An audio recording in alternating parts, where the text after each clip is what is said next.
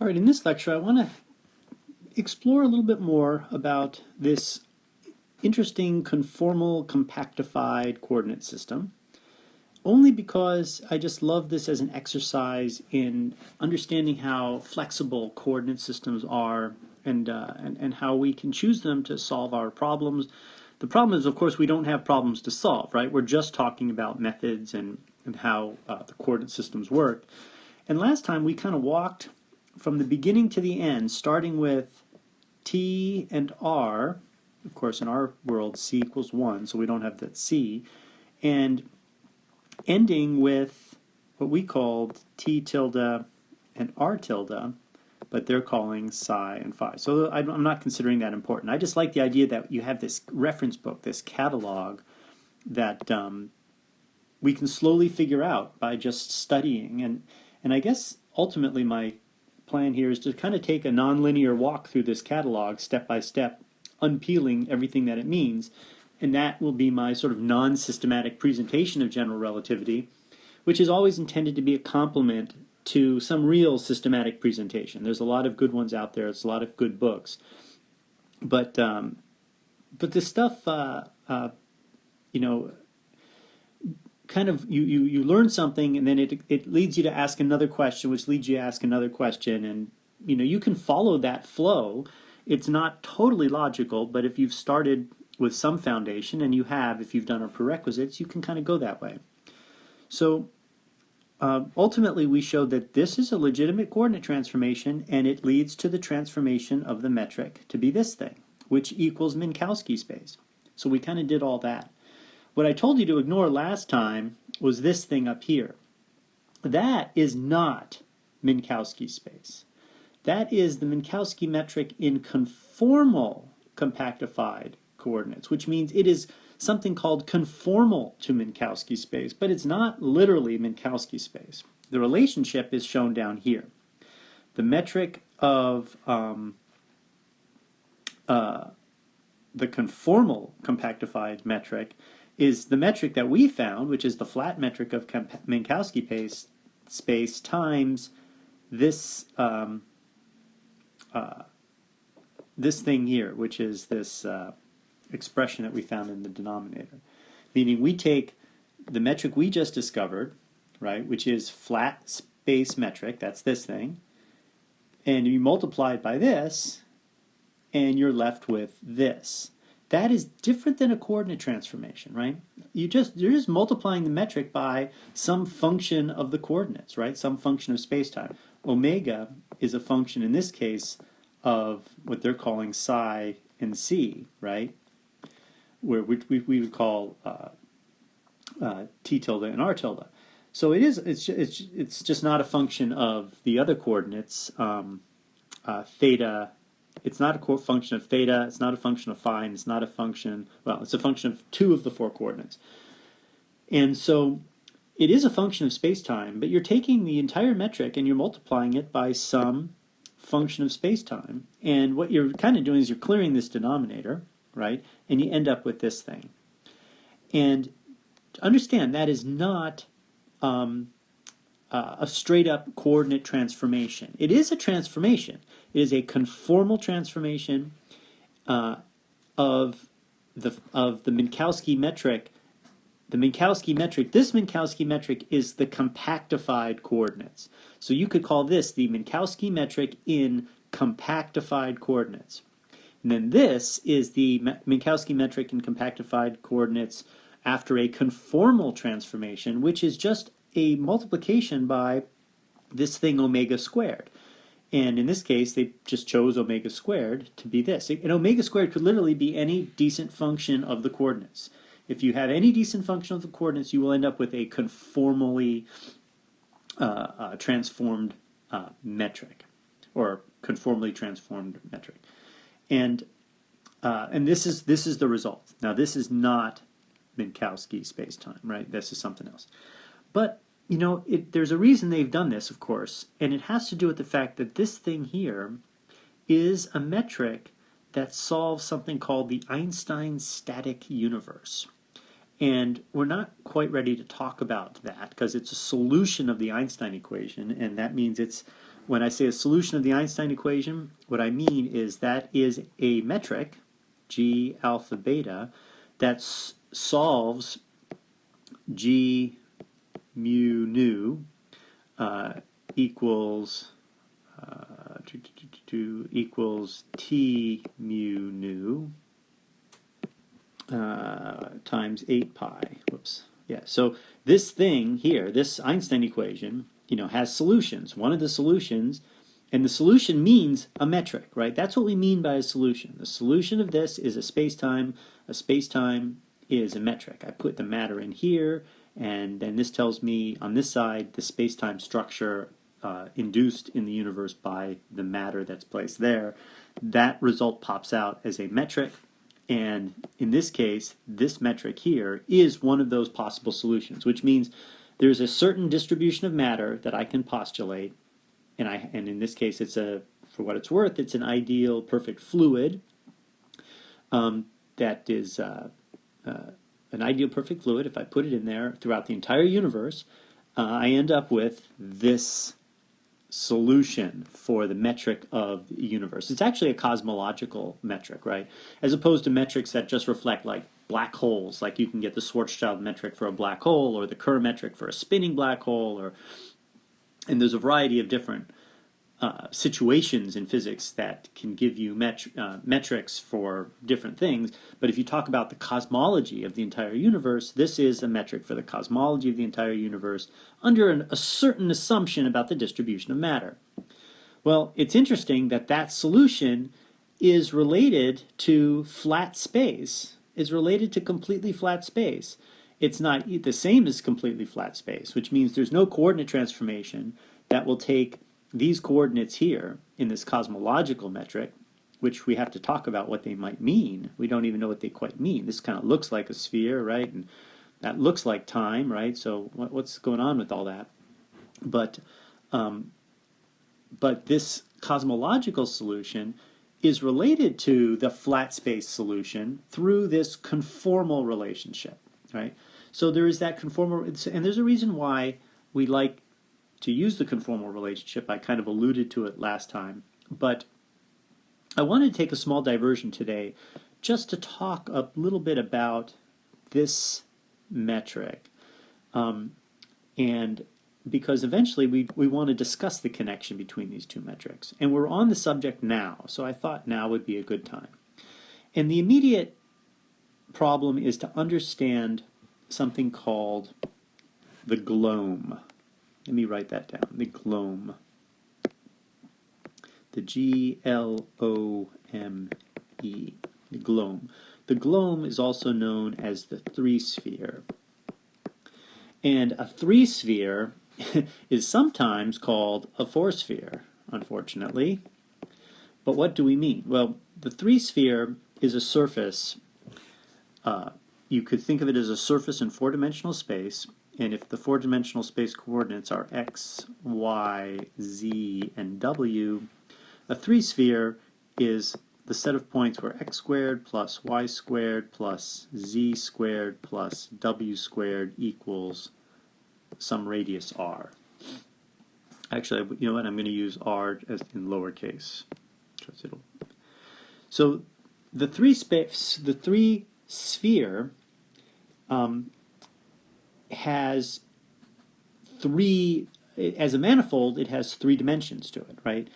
A two-sphere, in the geometric sense, is a two-dimensional manifold because when you take the two-sphere, which would be x squared plus y squared plus z squared equals r, you only need each of the coordinate patches on the two-sphere only go to two-dimensional space, right? It would go to theta and phi, for example, because r, we're going to consider r to be a constant for the two-sphere. So that's why it's called a two-sphere. So it's embedded in four-dimensional space, but it's a three-dimensional manifold. So it's a three-sphere. So this, by the way, is a two-sphere, right? The two-sphere is what we know about. So a three-sphere is just like the two-sphere, but it's obviously going to have an additional coordinate here because it's going to map into a three-dimensional coordinate system. And it's a manifold. And that's called the Glome. It's obviously not something we can visualize, but it's really, I mean, there's always a time in general relativity where you kind of wrestle with visualizing four dimensions. And everybody approaches it differently because there's a lot of different ways of thinking about four dimensions. You can think of it purely mathematically like this. You can try to suppress a dimension. You can try to use stereographic projection. There's a lot of great stuff on Wikipedia about stereographic projections of the Glome. You can use different kinds of art, right? There's a lot of ways of approaching it, but and they're fun to try. But in the end, you know, you've got to lean on just the math. But the reason the Glome is important is because this metric here, sorry, let me change colors. This part of the metric here, that is the metric of the Euclidean Glome, meaning that if we have embedded this Glome in this space with a Euclidean metric, a regular old, this is normal geometry now, a regular Euclidean metric in four-dimensional space, the metric induced on the surface of the Glome, right? The metric induced on the surface of the Glome is this metric right here, this thing in blue. And that's exactly like saying if you take a regular sphere embedded in three-dimensional space, the metric there is this d, often given d sigma, equals r squared d theta squared plus sine squared theta d phi squared, right? This is the metric induced on the surface of a sphere embedded in three-dimensional space. And the metric of three-dimensional space induces this metric on the surface of the sphere. And likewise, the metric of four-dimensional space induces this metric on a Glome.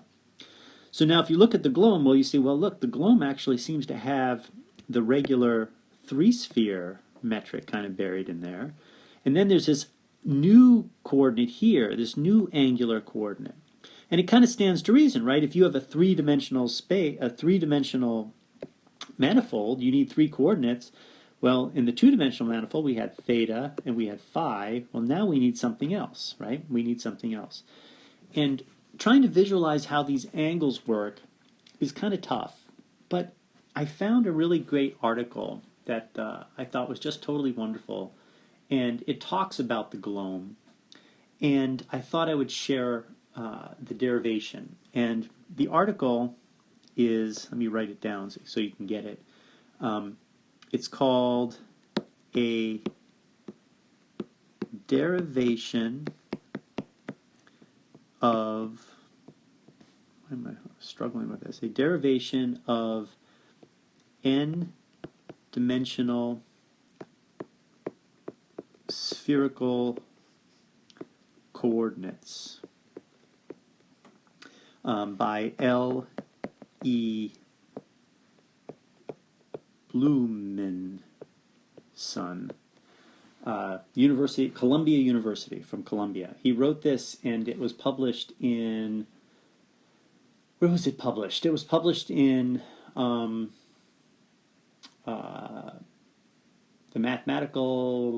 American Mathematical Monthly, I think. Anyway, I found this online, so you could find it online too. And the reason I want to go through this derivation is because I want you to understand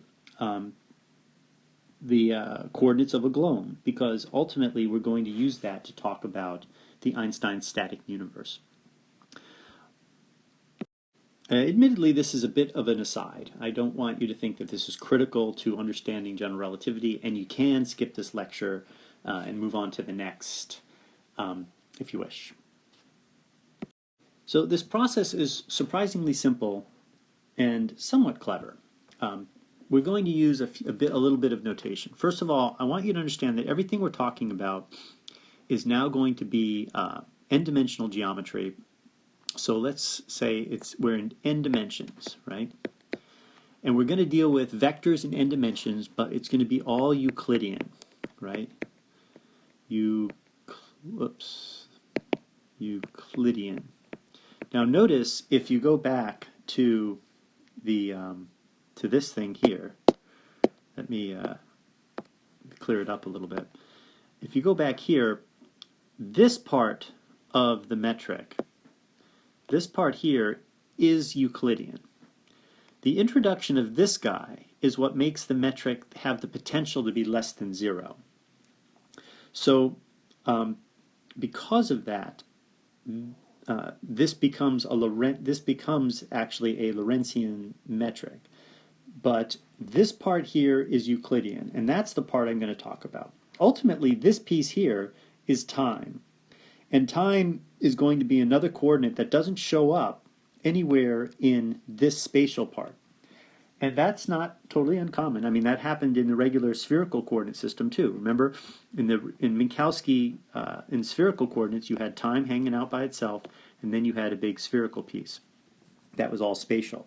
And of course, even in the regular metric, which is -1, 1, 1, 1, this part is Euclidean, and time hangs out in front.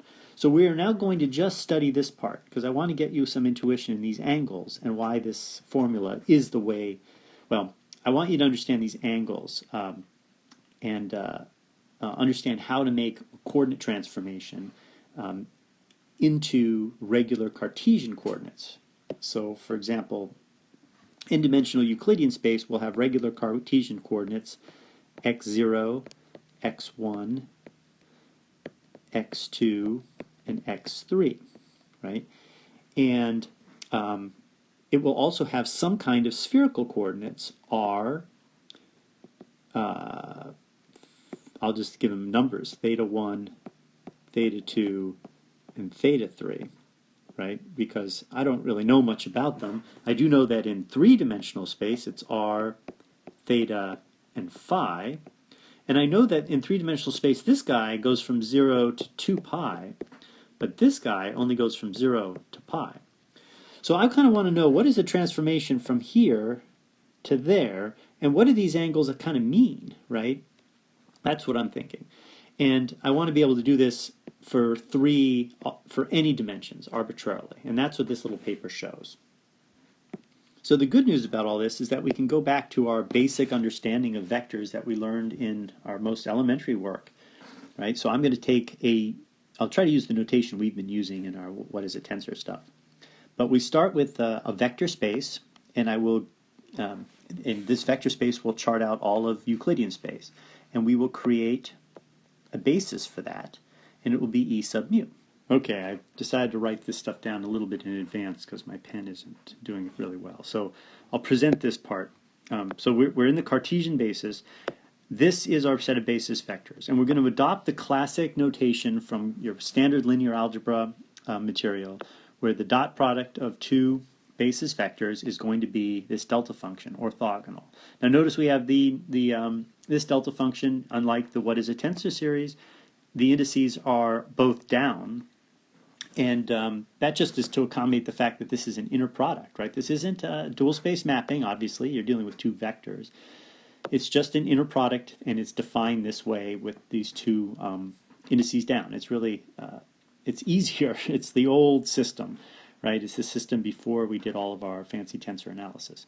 But I am still going to retain the Einstein summation convection, and I'll say a vector x is its component multiplied by the basis vectors.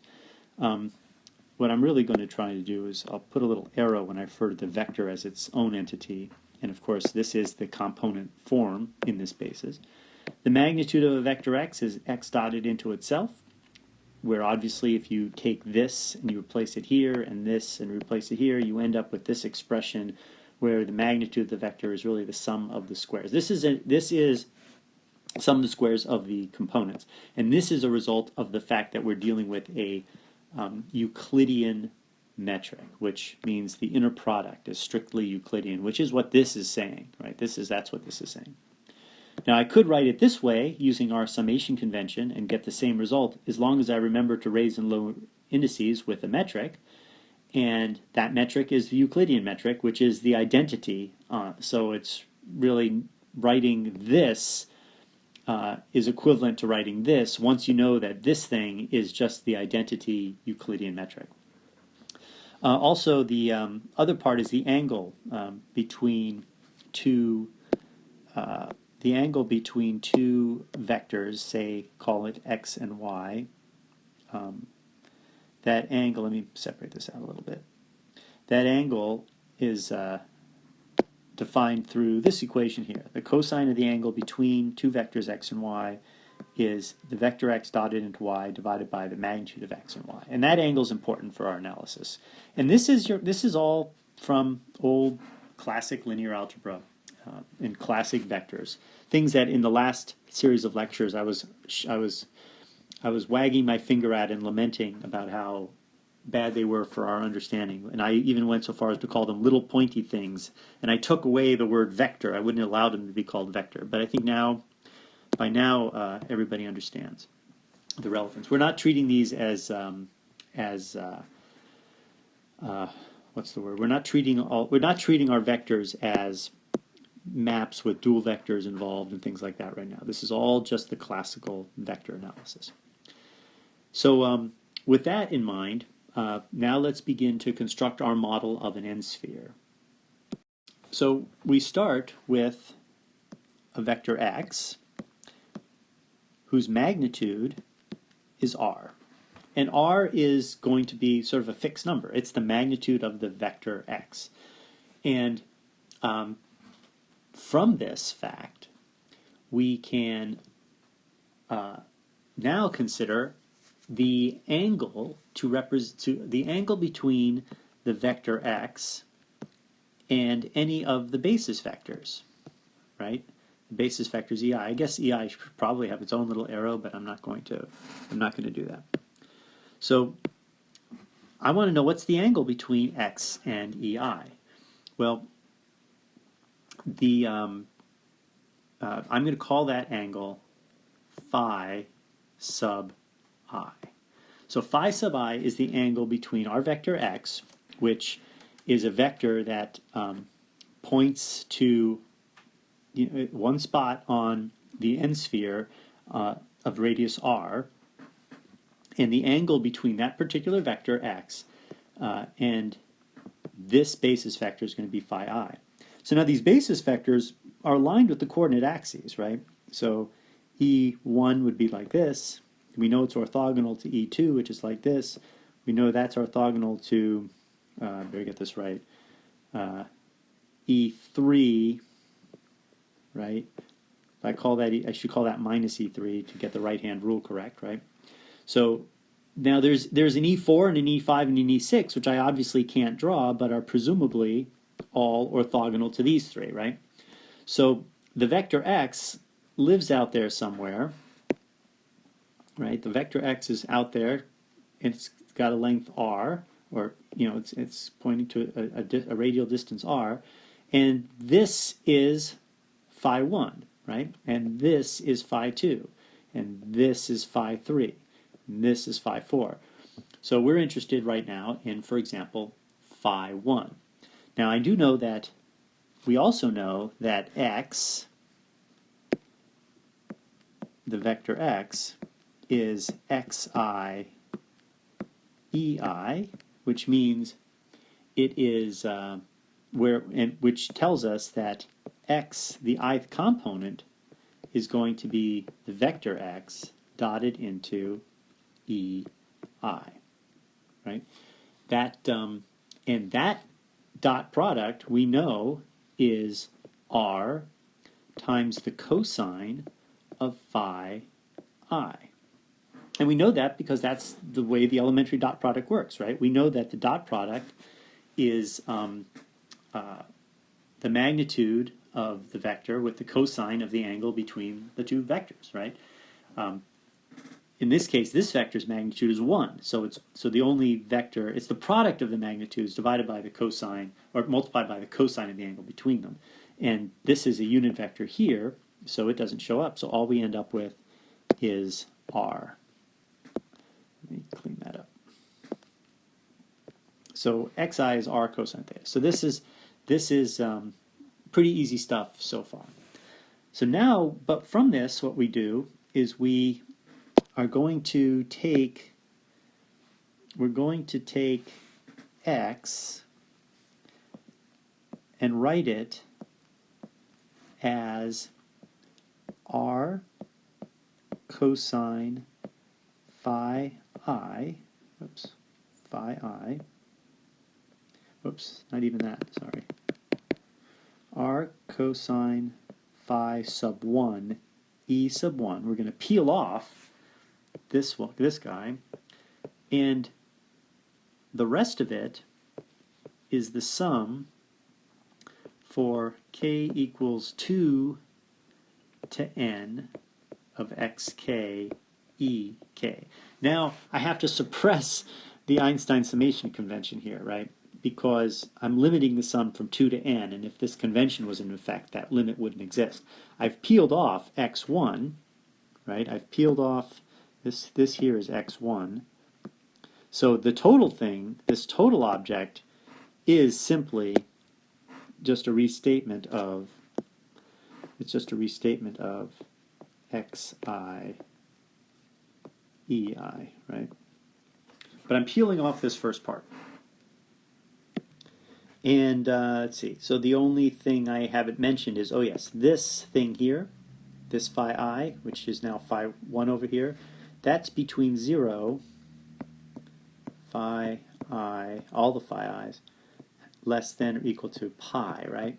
Because two vectors can only be, you know, between 0 and pi, right? This is the farthest it can be is pi, and the smallest it can be is 0.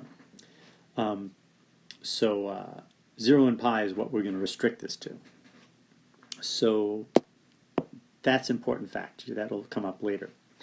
So now that we have that, now we can use the fact that we know how long this vector is. We know the magnitude of x, right? So the magnitude of x squared is r squared, which is the sum of xi squared for I equals 1 to n, right? And that equals r squared cosine squared phi 1 plus this sum from k equals 2 to n of xk ek, right? So we've got that going for us. And now I guess what I need to do is I need to move this equation somewhere else. Let's move it here so I can work with it a little bit. Now we manipulate this a little bit in a clever but not particularly ingenious way. R squared minus r squared cosine phi I squared equals the sum k equals 2 to n xk ek, like that. And then this, of course, is r squared times sine squared phi I, right, equals that thing up there. So we've just used a trigonometric identity to reduce this down to r squared sine phi I squared. Where this equal sign is supposed to go to the same spot there, because I'm too lazy to write it again. Okay, so now comes the slightly clever part. xk, this guy here, we want to have a look at. We want to have a look at this, and what we're going to say is let's let xk, meaning, and this is only valid for 2 through n, right? I'm going to now define this. I'm going to define another number. I guess I'll call that another number beta k. It's going to equal beta k multiplied by r squared sine squared phi 1, right? So I'm going to take this r squared sine squared phi 1, which is a number, right? R is a number. It's the radius of the sphere that our vector goes out to. Phi I is a number. It's just the angle between our arbitrary vector x and the, this isn't phi I, this is phi 1, right? Phi 1, sorry. Make sure that's right. Yes, see phi 1. Phi 1 is a known, is in principle a defined number, right? It's the angle between the vector x and the basis vector e1, so that's a known number. So this thing here is a number that in principle can be calculated, and therefore, since this is a number, I can factor that out, and I'm left behind with this thing called bk. And because of that, I can now write r squared sine squared phi 1. I can write that, wait a minute, no, I can write, I can now write that the vector x, right, the vector x equals r squared cosine squared phi 1 plus r squared sine squared phi 1 times the sum, let me do some erasing here,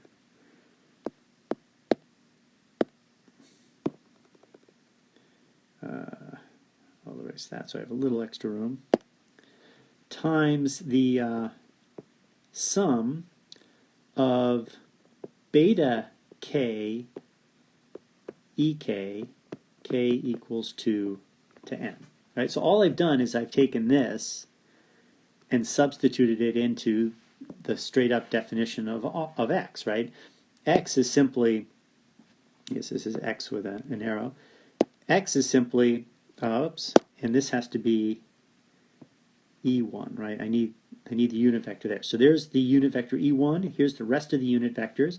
This is the component x1, and this multiplied by that together gives you the component xk.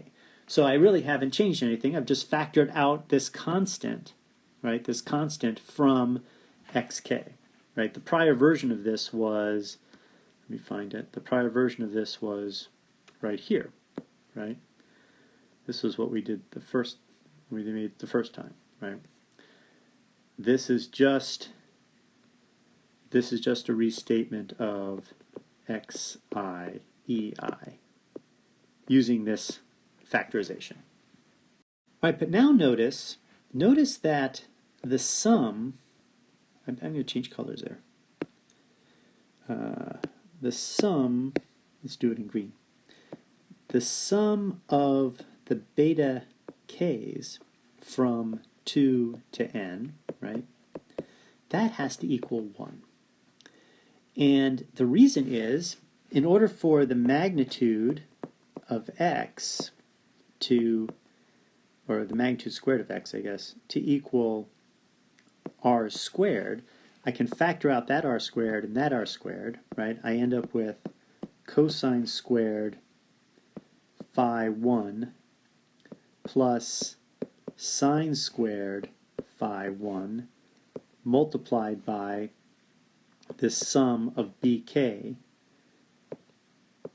squared, right?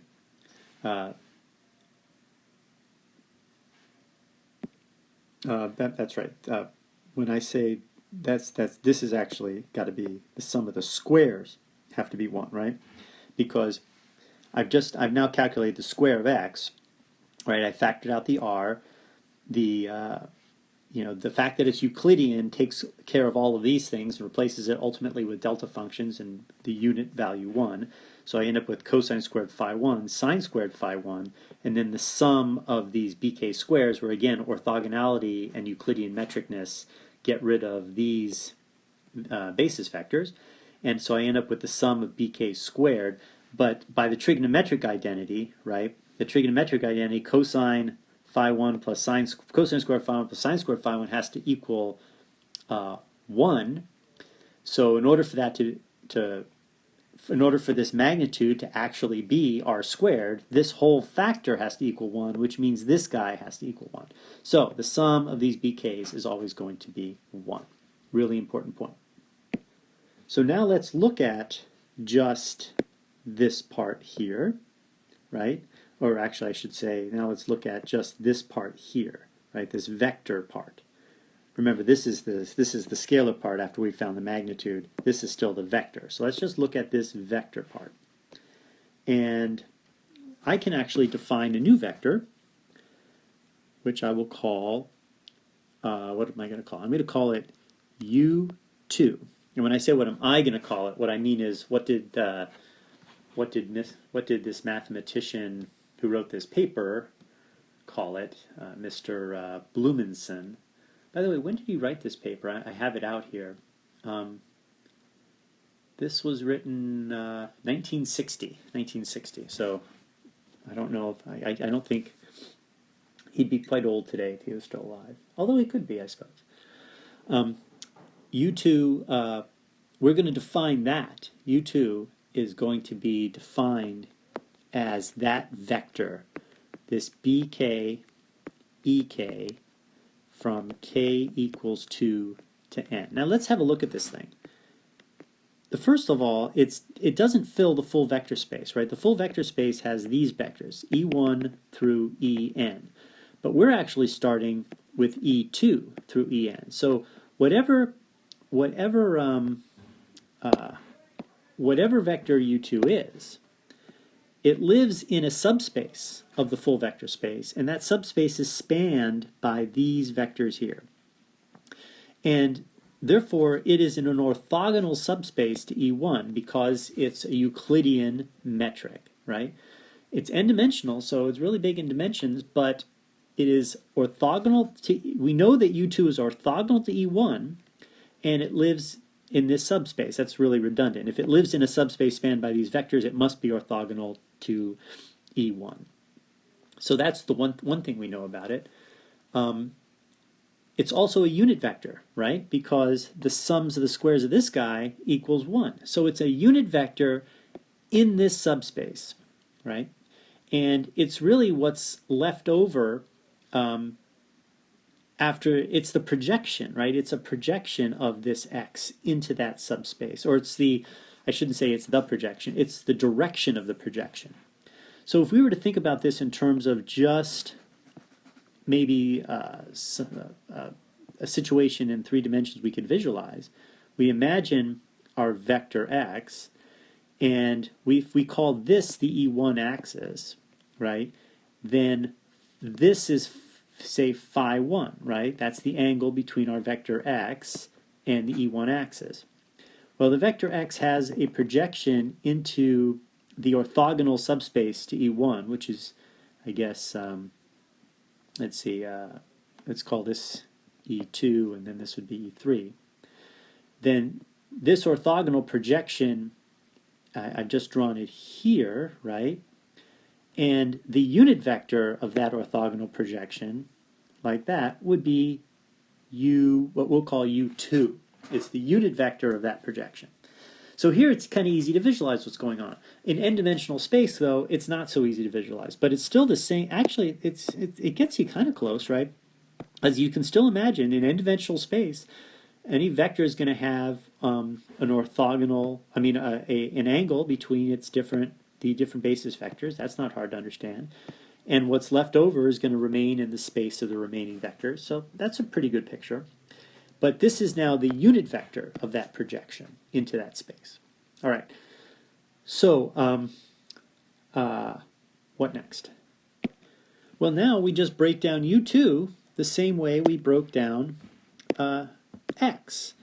I'm going to write U2 is the cosine, and I'm going to, of phi 2, where phi 2 is the angle between U2 and this, the next of the basis vector. And, we have some ordering of the basis vector. The next one, we know it has no component in E1 by definition, right? E1 is not even part of U2 because U2 is in this separate subspace.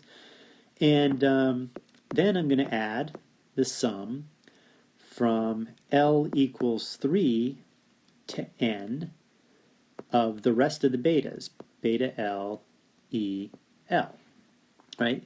Now this time there's no R here, right? There was an R here with X because X, that was part of the definition of how X was. The magnitude of X was R. But U2 is a unit vector, so it doesn't get an R. It's just a 1 right there. So this is the next sort of step, right? I've repeated, what did I repeat? I repeated this step here, right? This step here for U, right? So that's why this R doesn't matter, because U is a unit vector. But it looks the same, but now I'm in a subspace that starts with E2 and goes from 3 to n. And now we just make the same statement we did before. The magnitude of U2, right, squared equals 1, which equals the cosine squared of phi 2 plus, and then it's this sum from L equals 3 to n of beta L squared. And then this can simply be 1 minus cosine squared phi 2 equals the sum L equals 3 to n beta L squared, which therefore equals the sine squared of phi 2.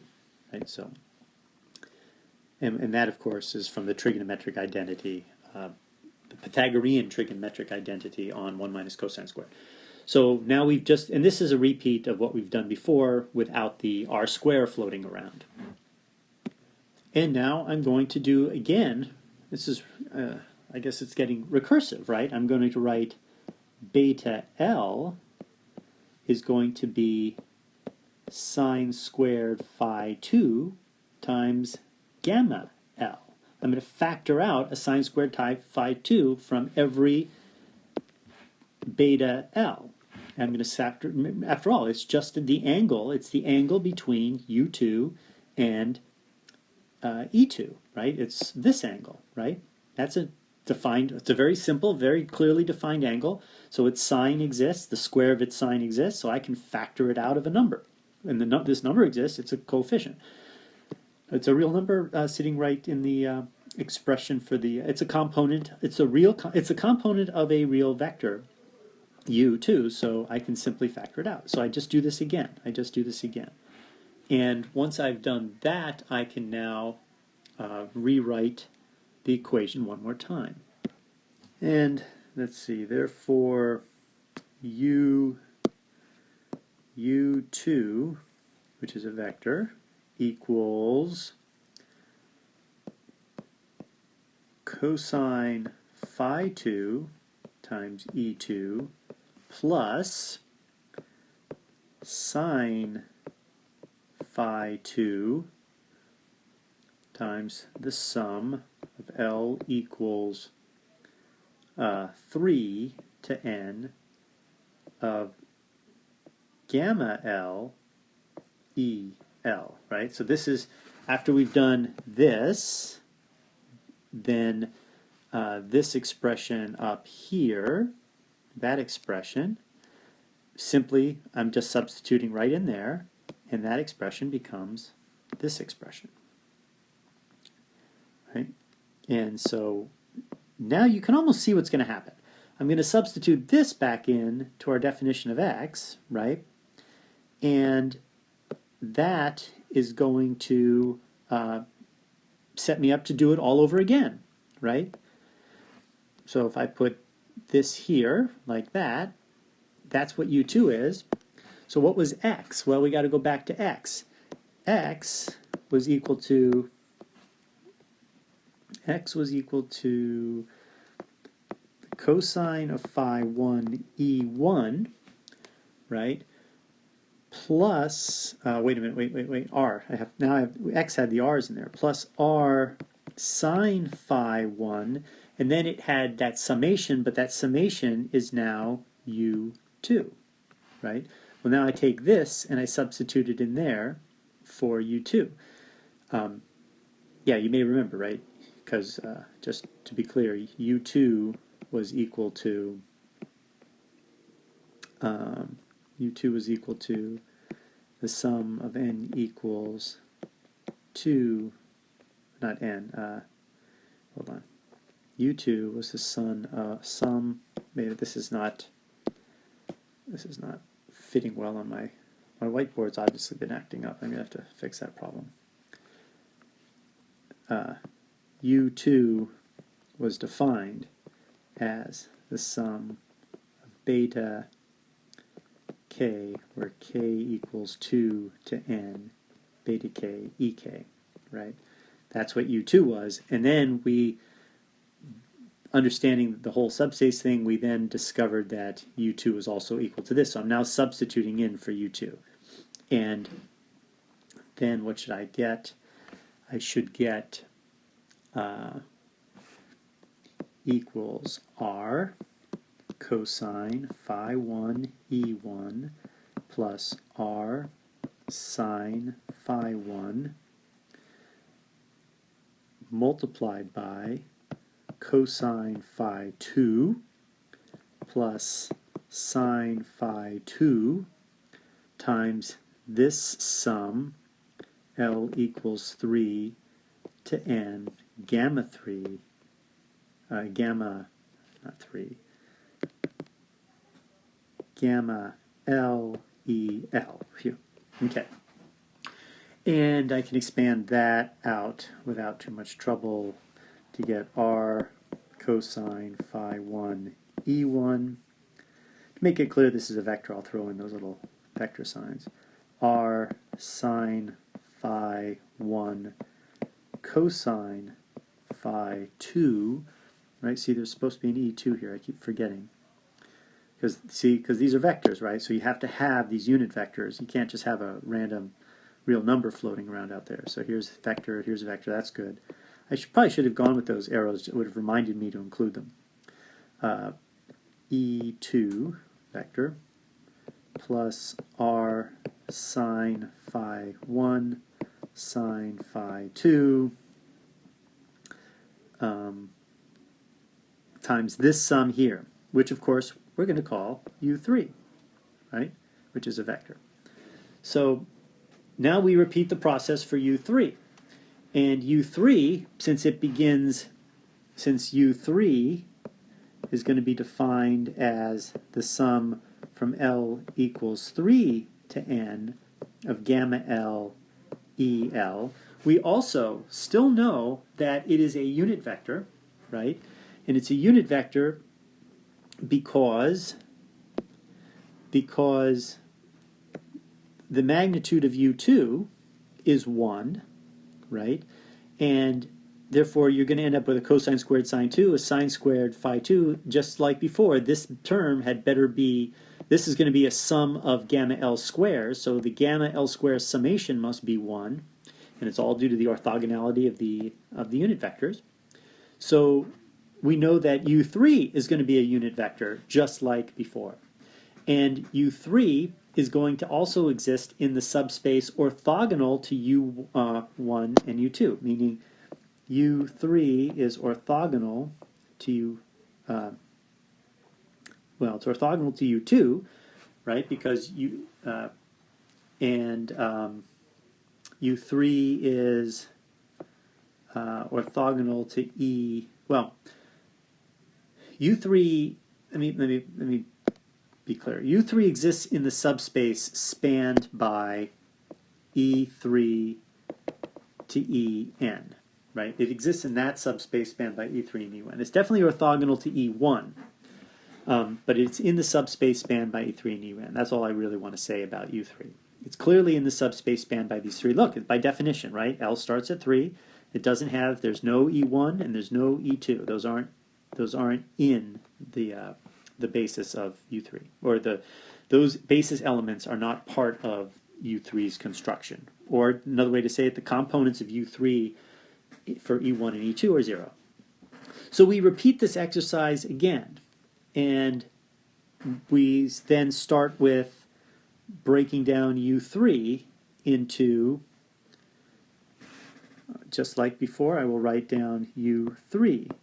It's going to equal the cosine of phi 3 with E3, where phi 3 is the angle between U3 and the basis vector E3, right?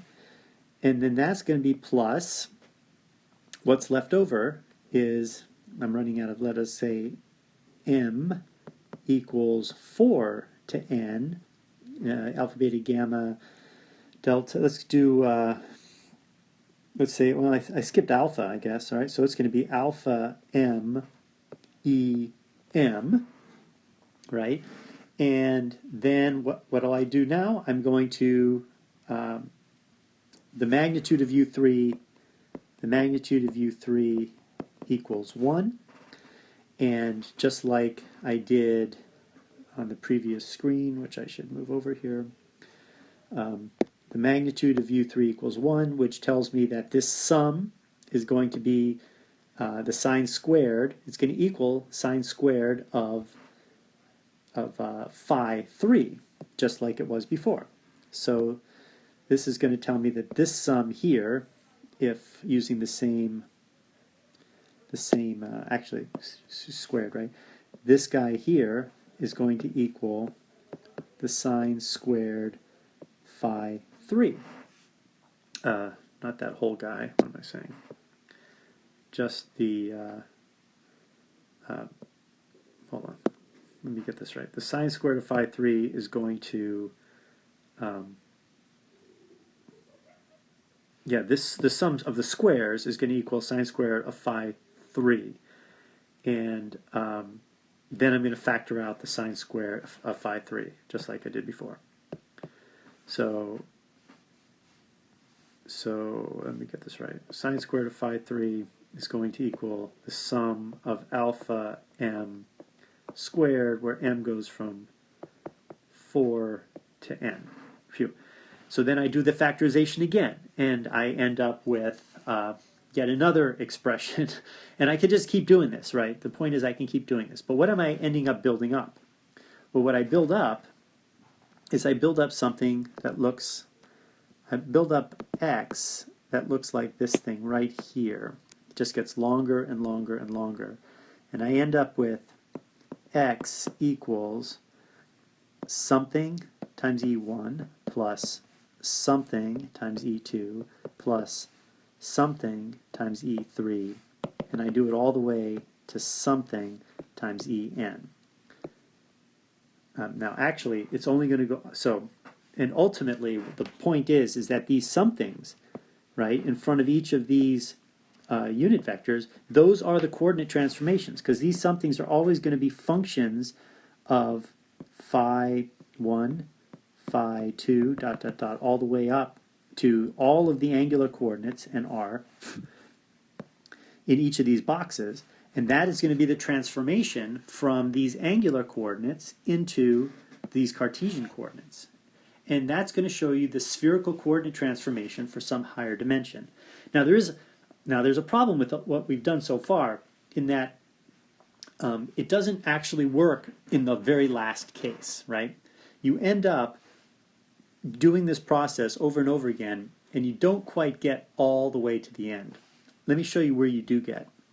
You get to this point here. I will show you the general, after you've done all the recursive work, you're going to find out that, let me put it in black, that x, the vector x, is going to equal the sum from I equals 1 all the way up to n minus 2 times r times the product, the series product of k equals 1 to I minus 1 of sine phi k, right, multiplied by cosine phi I, and that will be for the EI vector. Phew. So this is a sum, well, that's part of it, but then we have to finish with the other part. That sum plus r multiplied by the product of k equals 1 to n minus 2 of sine phi k times what we would define ultimately as n minus 1. The problem is you can't get rid of un using this process, right? When you're in un minus 1, right, that means un minus 1 is going to be in a two-dimensional subspace of un, right? There's two dimensions left. And so un minus 1, we have to substitute that out, right, in terms of these basis vectors, and we can't. The first part captures this process for n minus 1 iterations, and you end up with this guy. And it shows you exactly, it's a sum of all the basis vectors up to n minus 2. So you still have n minus 1 and n to deal with. And this tells you that you have one more unit vector, un minus 1, but un minus 1 is composed of en minus 1 and en, right? In other words, un minus 1 has to be, and I think I'm going to go with kappa n minus 1 of en minus 1 plus kappa n of en, right? Because un minus 1 is a two-dimensional vector that's built out of the last two of our basis vectors. So it's some coefficient times this basis vector plus some coefficient times this basis vector, right? That's sort of stating the obvious. But if I knew what un was exactly, then notice I'd have x defined completely in terms of the basis vectors and in terms of these angular functions of the angle between x and each of the basis vectors, right? So phi k is defined to be the angle between is an angle between a vector and a basis vector, right? So I have basically this. The idea is that these are the spherical angular components, right? R being 1, but the angular part are these phi k's, right? These phi k's that go from 0 to pi, and that defines the coefficient of each of these basis vectors, which is the coordinate transformation and I'll show you how that actually fleshes out in a moment.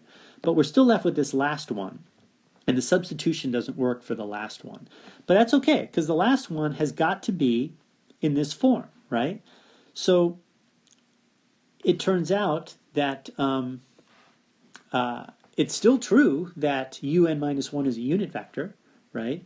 So it is still true that the magnitude of un minus 1 squared equals 1, right? Which must equal kappa n minus 1 squared plus kappa n squared.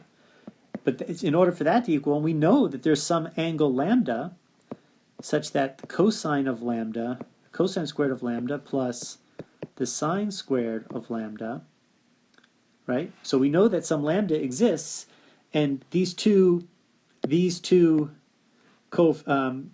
components can be written as the cosine squared or the sine squared of lambda. So therefore, I now know that un minus 1, the vector, is got to equal the cosine of lambda en minus 1, the vector. I guess I should put the vectors here since I started doing that again. Right? En minus 1 plus the sine squared of lambda en. Right? So there's one more angle out there. We've gotten all of these angles up to n minus 2. We've got all the angles up to n minus 2 in the forms of these phi's. And then when we get to the last one, we are in this two-dimensional subspace, but we're still dealing with a unit vector. So we have one more angle lambda. Now the problem is that now there's really no restriction on lambda because this component, kn minus 1, cosine lambda, that could be negative or positive, right? So now lambda, this last one, the lambda has to be greater than or equal to 0, less than equal to 2 pi. So the last one gets a full range, right? And thinking of this in terms of our spherical coordinates, right? Spherical coordinates, we have theta, right? And then we have phi. Well, we know that phi is allowed to go all the way around the circle in principle. Phi is allowed to be 0 to 2 pi, but theta is only allowed to be 0 to 180, right? So what we're now seeing is that the spherical coordinates for n dimensions has a lot of them that look like theta, but only one that looks like phi. So no matter how high your dimension is, this phi coordinate, which there's only one full 0 to 2 pi coordinate in any spherical coordinate system in n dimensions, but there's a lot of theta coordinates. Well, there's n minus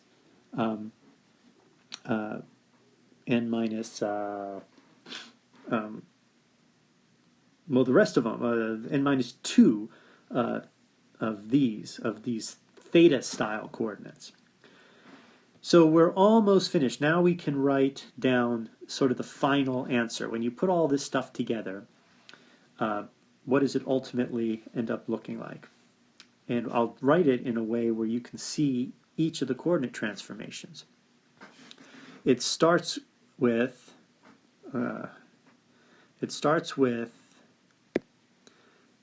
x1. We know that that one was r cosine phi 1. But then xi, meaning something, any of the x's greater than I, is going to be r cosine phi I. Then it's going to be multiplied by the product k equals 1 to I minus 1 of sine phi k.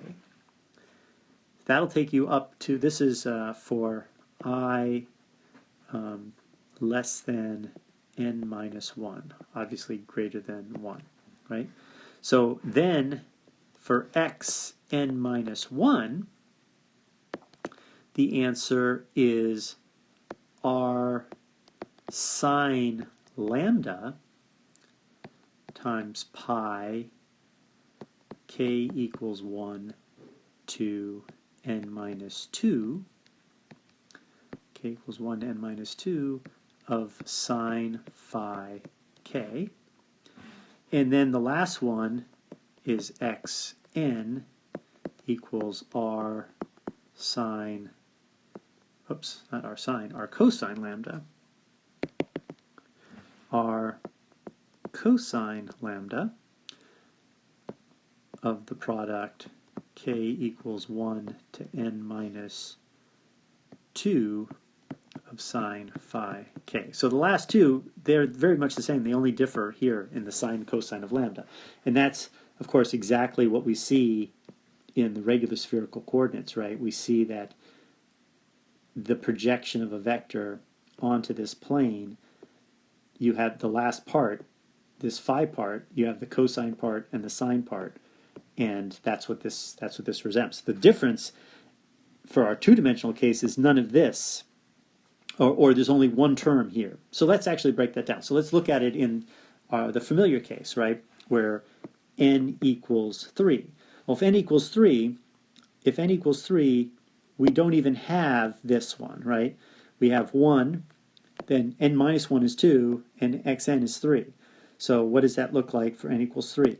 So it looks like x1 equals r cosine phi 1, x2 equals r cosine phi 2 times the sine of, well, okay, so it's it goes from 1 to I minus 1, well, we're dealing with I2 here.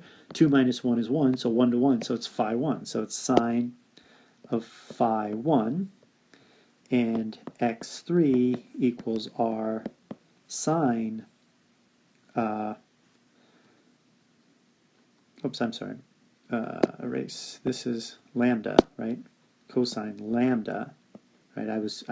I told you that we don't have this, and yet I read it off. Right? I should have jumped from here to here. So it's r, x2 is r sine lambda sine phi 1, and then x3 is r cosine lambda sine phi 1. Notice this product is really the same for both, right? There's no difference in this part for the last two. So that's, now, so to make this our spherical coordinates, we just write this as, phi 1 is actually theta, cosine theta. It's the one that goes from 0 to pi. This is r sine theta sine phi, where phi is the one that goes from 0 to 2 pi. I've switched these two. I've switched the order of these two to make it look more like what we usually use. And then this is r cosine theta sine, I'm sorry, shoot, it's very confusing stuff. This is r sine, wait a minute, r cosine, yeah, it's r sine theta. That's not so hard. It's r sine theta cosine phi, right? And that's our normal spherical coordinate transformation, right? Now the reason we went all do this is to get to the Glome, which is the four-dimensional case. So what does that look like? Well, in the Glome case, we get x1 equals r cosine phi 1. So that's always the same. In the Glome's case, we actually do have this intermediate one, this intermediate term. So this is going to be r, oops, it's going to be r cosine phi 2 times 1 to 1 of sine phi 1. So we're going to have cosine phi 2, cosine phi 2 sine phi 1. x2 equals r cosine phi 2 sine phi 1. Okay, so then now x3 is n minus 1. So this is where x3 and this is where x4 goes. So now we're going to have r sine lambda, but here we're going to have two terms, right? We're going to have k equals 1 to 2, so it's going to be sine 1 sine phi 1 sine phi 2. So it's r sine lambda sine phi 1 sine phi 2. It's going to be r sine lambda sine phi 1 sine phi 2. That's x3. And then x4 equals r cosine lambda sine phi 1 sine phi 2. And that is the coordinates, that is spherical coordinates for the Glome, for the three-sphere. Phew. Now we notice it's four coordinates. You now have you basically have a theta 1 and a theta 2, and you still have a phi and an r, right? And that Glome is the three-sphere, and it's called the Glome. And the reason I just find this interesting is because it's generalizing to higher dimensions is something to kind of get used to doing. And I've always kind of wondered about this until I found this paper which made it really clear that you have to keep introducing these things. The reason these two are similar is because they go from 0 to pi, but this last one always goes from 0 to 2 pi. And we kind of saw how that worked in the development here. So ultimately now, so now you have a Glome, and so the Glome has a metric, and this is the metric of the Glome, where this coordinate here, this last coordinate, that's the one that goes from 0 to 2 pi, right? let's see if it shows it here. Oh, I think I cut it off. This one goes from 0 to 2 pi, but you can see that this one, this angle here, and this angle here both go from 0 to pi. I cut off the part that shows you 0 to 2 pi. Now, this first part is the time, right? But remember, we're in compactified coordinates. So the time, it looks like an angle, but it goes from minus pi to pi. But remember, we're talking about a time that's compactified from minus pi to pi, but it really goes, the real time is going from minus infinity to infinity. But it is compactified.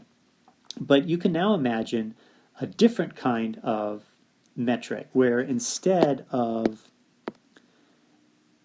this is the spatial Glome, forget the compactified, just go minus dt, right? Go minus dt squared plus this metric here.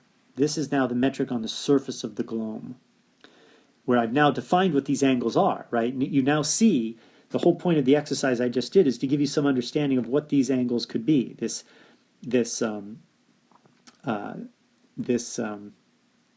z, theta, and phi. It's 4 dimensions. That's where this z comes from. And you can see there's the sine. So the point is now, if I just put a regular time up there, I'm going to end up with something that has this infinite time that goes to plus infinity and minus infinity. But at each instance in time, we have a Glome. And it's going to be a manifold that's going to be typically called S3, which is the Glome, cross R, and R is time. And that manifold there is a solution. This metric here is in fact a solution of a certain version of the Einstein equation on this manifold where these S3 coordinates are Glome coordinates. And that's kind of why I did this whole exercise, so you can see the Glome coordinates. All right, that's all for now. Like I said, this was kind of a bit of a diversion, and we will get back to this ultimately when we talk about cosmological metrics. But now I think I need to turn back to the catalog, and we need to go through the fundamental tensors of general relativity. So I'll start that next time. Thanks.